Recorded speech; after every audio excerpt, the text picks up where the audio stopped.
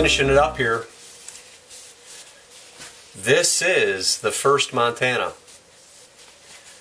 And I'm liking it. I'm liking it. Gotta clean the blade up here a little bit and such, but just got done soaking it.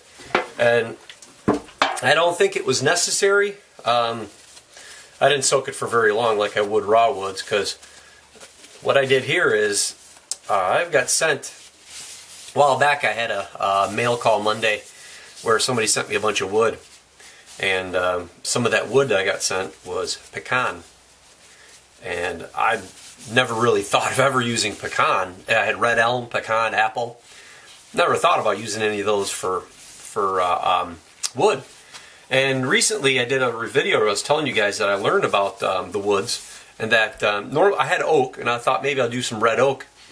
And looking into oak and all the other woods, like my cocoa bolo and the maples, all that kind of stuff, I started looking at hardness, and it's called a Janka test, a Janka, Janka or Janka hardness test. And it basically gives you the foot-pounds of wood, density, foot-pounds of wood, and everything else. It's strengths and all these other things. So, but what I was looking for is just the actual hardness. And knowing oak was hard. People make floors out of it and furniture and everything, but it was only rated around 860 or so pound-foot. And then I started looking into some of the other ones, and red elm was right around that same level of oak, 800 and something. Then I went up to apple, and apple was 1760 or so, something like that.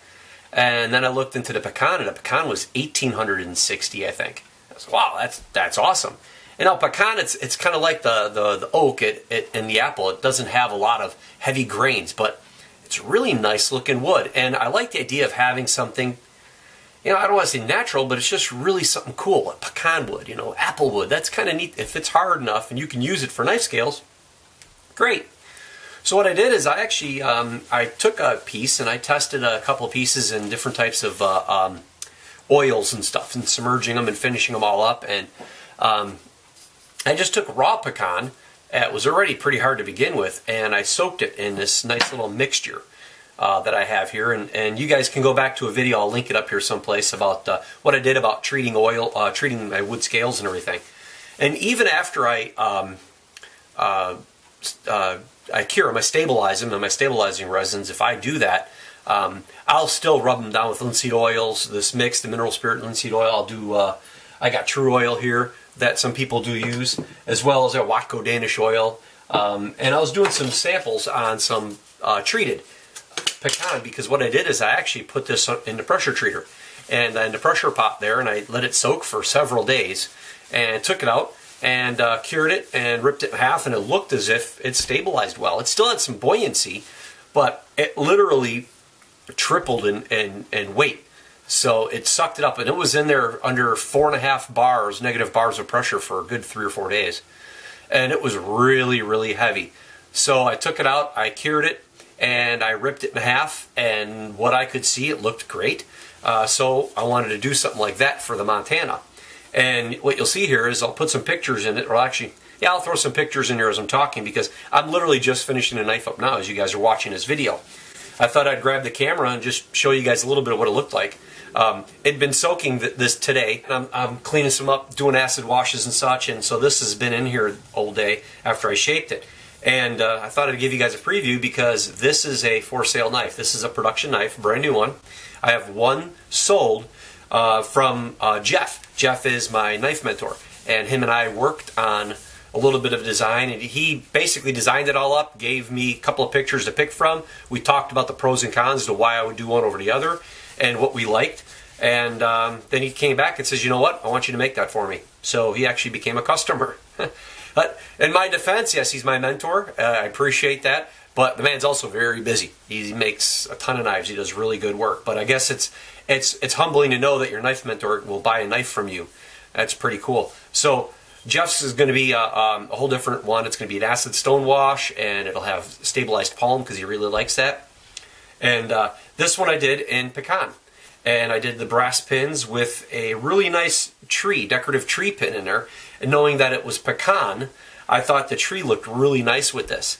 Again, I did my signature taper tang, and I threw green fiber liners in there. And again, I just think everything set itself off really well. Between the wood being this color that it is, as well as the shape. It's a really big wide blade. It comes from a 2-inch piece of stock D2. So it's about 9.25 inches long, 2-inch wide belly. But yeah, the green fiber liners really accentuate that taper tang, as you see. And the pecan just turned out great with this finish and everything. So really pleased with this knife. I mean, it's a really good feeling knife. It's got plenty long enough handle for anybody that definitely wants it. It lends itself really well in the hand. Your fingers can just grab it like this. One buddy came by when he was looking at the knives to order. A fella came by here and he said, "Boy, that needs jimping across the top." And I said, "Yeah, I could do jimping on there. Just it doesn't seem to be that popular.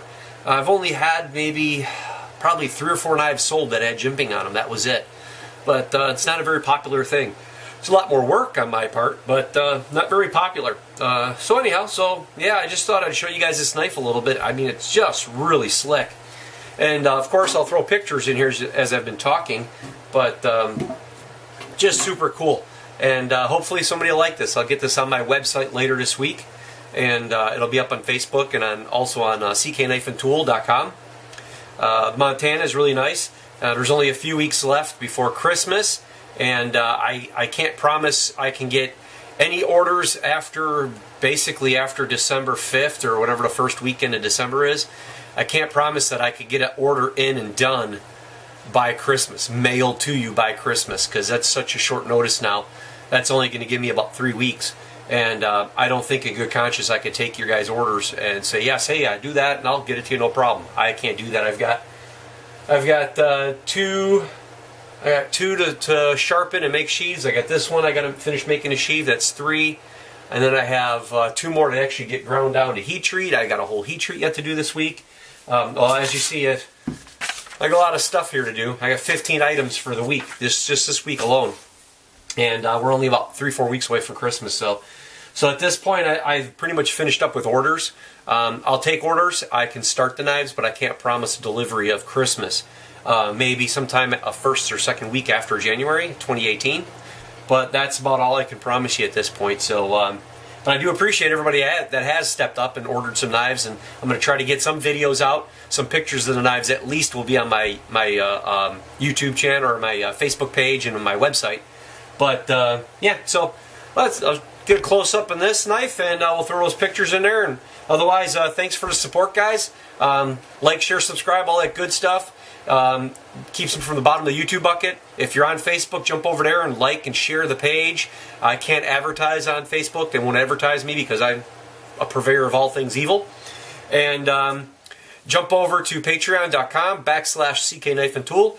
Check out over there. I got 3 levels of support that you could become a Patreon supporter, and a couple of them will get you some good swag and gift certificates and even a knife that's valued at $300 for a drawing. And that could be one of these.